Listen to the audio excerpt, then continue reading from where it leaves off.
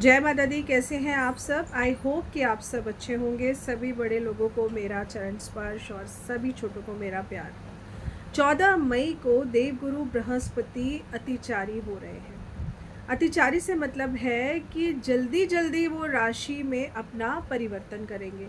अतिचारी यानी कि स्पीड को बढ़ाकर काम करना।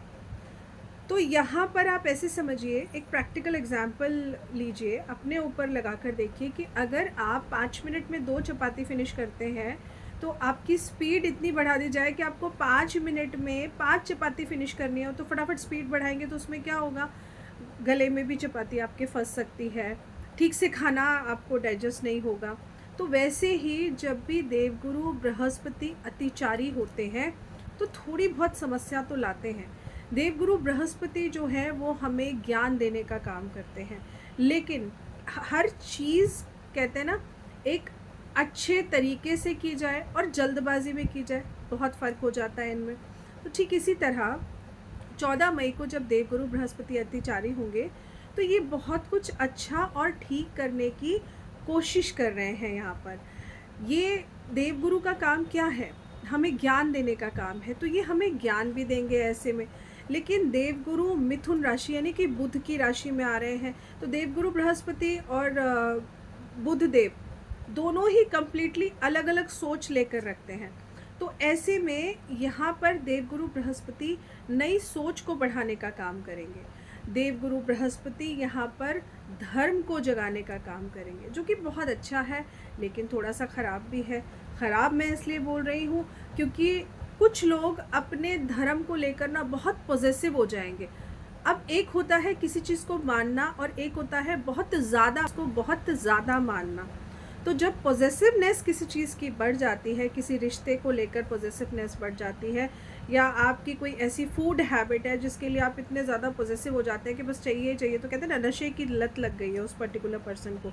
तो वैसे ही यहाँ पर जब देवगुरु बृहस्पति अतिचारी हो रहे हैं तो ये धर्म को लेके लोग जब पॉजिटिव होंगे ना तो ये समस्याएं बढ़ाने का काम करेंगे। तो यहाँ पर मैं आप सभी को अपनी एस्ट्रो एडवाइस फैमिली से एक बात कहूँगी, जिस तरह अगर आपके धर्म को कोई बुरा बोल दे तो आपको कितना ख़राब लगेगा ना। तो आप अपने धर्म को मानिए, खूब मानिए, लेकिन किसी के धर्म को बुरा मत बोलिए। बस इस बात का अगर हम थोड़ा सा ध्यान रख कर चले ना, तो जो इसके बुरे प्रभाव हम सबके ऊपर पड़ सकते हैं वो नहीं पड़ेंगे। बस हमें ये समझना है कि जब हम चाहते हैं कि कोई हमें इज़्ज़त दे तो हमें भी सबसे पहले उसको इज़्ज़त देनी पड़ेगी। इसके साथ ही में आप लोगों को जो ध्यान रखना है वो ये कि नॉलेज गेन करिए। इस पीरियड में आप जितना हो सके आपकी जो भी स्किल्स हैं उनको इम्प्रूव करने का काम करिए। अगर आप ऐसा करते हैं तो चीज़ें आपके लिए बहुत हद तक सुधर सकती हैं। कुछ नया आप लोग सीख सकते हैं जो कि बहुत ही अच्छा और बहुत ही बढ़िया है। इसके अलावा ये जो समय है ना, थोड़ा सा ऐसा भी कहूँगी कि गलत लोगों के लिए बिल्कुल भी अच्छा समय नहीं है, क्योंकि देवगुरु बृहस्पति ज्ञान के देव हैं।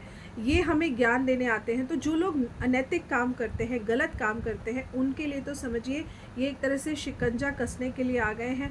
बिल्कुल भी अच्छा समय नहीं है ये उन लोगों के लिए। और अगर आप ऐसा कुछ करते हैं तो आप आज ही उस चीज़ को बंद कर दीजिए, मत करिए उसको, नहीं तो आपको इसके बहुत बड़े। और साथ ही में कुछ ऐसा भी हो सकता है कि जो लोग इतने टाइम से बहुत पॉपुलर है ना, सोशल मीडिया पे ज्ञान दे रहे हैं और बहुत अच्छी अच्छी बातें कर रहे हैं, लेकिन इस बीच में जिन्होंने भी गलत ज्ञान दिया है या गलत बोला है, उनके लिए परेशानियां बहुत हद तक खड़ी हो सकती हैं। उनकी इमेज जो अब तक बना के रखी थी ना राहु देव ने, ये जो सोशल मीडिया पे हम फेमस होते हैं ना, ये राहु देव फेमस करते हैं। और जब हम किसी के दिल में फेमस होते हैं, जब हमें दिल से दुआएं मिलने लगती है ना, तो वहाँ पर हम हमारा केतु ग्रह स्ट्रॉन्ग करके चलते हैं। तो ये डिफरेंस होता है राहु और केतु में भी। तो अगर वाकई में आप फेमस होना चाहते हैं तो अपने दिल में ये सोचिए कि हमें सामने वाले की नज़रों में फ़ेमस होना है, हमें उस ऊपर वाले की नज़रों में फ़ेमस होना है। सोशल मीडिया पे आप फेमस हो रहे हैं या नहीं हो रहे हैं उसको छोड़ दीजिए, क्योंकि उस भगवान से ज़्यादा आपको फेमस कोई नहीं कर सकता है। तो यहीं पर ये जो समय है उन लोगों के लिए बिल्कुल भी अच्छा नहीं होगा। जो लोग सोशल मीडिया पे बहुत फेमस हैं लेकिन जिन्होंने गलत ज्ञान दिया है, उनके लिए मुसीबतें अब खड़ी होने वाली हैं। साथ ही में कुछ ऐसी ऐप मैं कह सकती हूँ बंद हो सकती हैं जो गलत प्रचार कर रही हैं, या थोड़े टाइम के लिए किसी ऐप को बंद कर दिया जाए या परमानेंटली बंद कर दिया जाए। कोई भी सोशल मीडिया प्रोफाइल प्लेटफॉर्म बंद हो सकता है यहाँ पर। ऐसा नहीं है कि सब एक साथ बंद हो जाएगा। कोई भी एक पर्टिकुलर ऐसी ऐप या कोई भी पर्टिकुलर ऐसा कोई सोशल मीडिया का प्लेटफॉर्म जिससे समस्याएं बढ़ रही हैं, उसको डेफिनेटली बंद किया जा सकता है।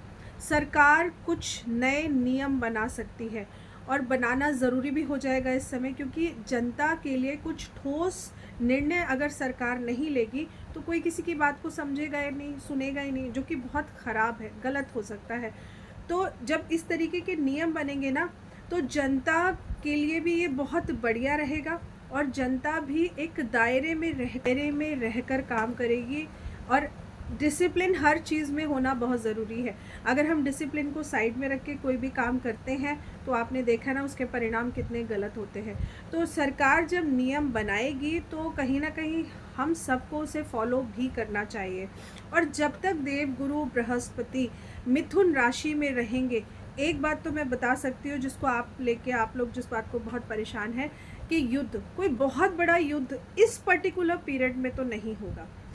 एक छोटी मोटी कहते हैं ना कोल्ड वॉर टाइप में चलती रहेगी। जैसे कि मैंने आप सबको पहले भी कहा था कि पाकिस्तान की बात को मानना ही नहीं है। वो एक तरफ कहेगा कि हम बात कर लेते हैं, बात करके समझौता कर लेते हैं, वहीं दूसरी तरफ वो सीमा पर परेशानियां खड़ी करेगा। तो ये हम ऑलरेडी देख भी रहे हैं कि ऐसा ही हो रहा है। सीज़ फायर होता है, फिर शुरू हो जाता है, फिर सीज़ फायर होता है, फिर शुरू हो जाता है।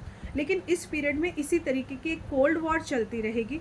चाहे हमारे भारत की मैं बात करूं या किसी और देश की बात करूं, लेकिन कोई बहुत बड़ा युद्ध ऐसी स्थिति यहाँ पर नहीं बनेगी। ये बहुत अच्छी बात है देवगुरु बृहस्पति के मिथुन राशि में आने से।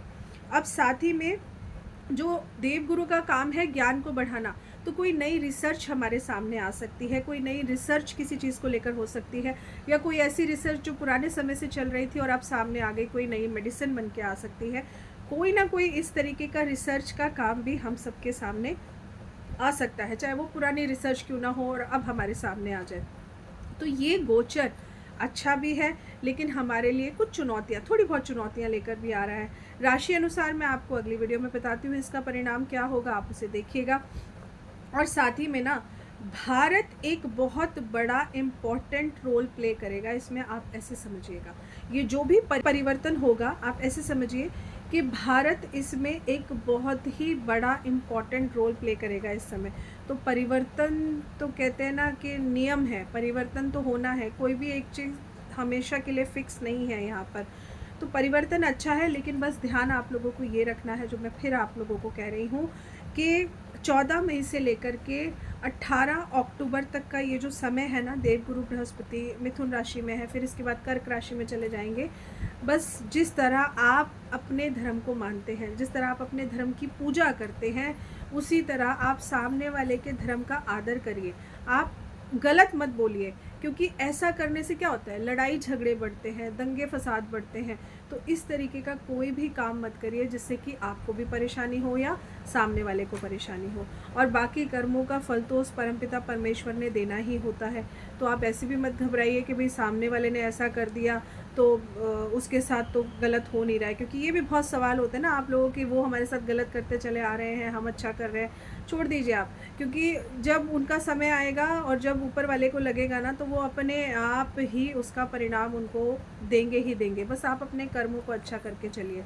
तो ये एक छोटा सा प्रिडिक्टिव वीडियो है मेरा, जो आप लोगों को ध्यान रखना है। मैं बार बार कह रही हूँ कि किसी को कुछ भी अभद्र भाषा का प्रयोग करके मत बोलिए, कुछ भी ऐसा मत बोल दीजिए जिससे आपके और सामने वाले के बीच में लड़ाई झगड़ा और कलेश बढ़ जाए। आशा करती हूँ कि आपको जानकारी अच्छी लगी होगी। वीडियो को प्लीज़ ज़्यादा से ज़्यादा शेयर करिएगा, चैनल को सब्सक्राइब करिएगा, और आपका एक शेयर इस एक वीडियो को बहुत ज़्यादा इन्फॉर्मेटिव बनाकर लोगों तक पहुँचा सकता है। तो प्लीज़ वीडियो को ज़रूर शेयर करिएगा। जय माता दी।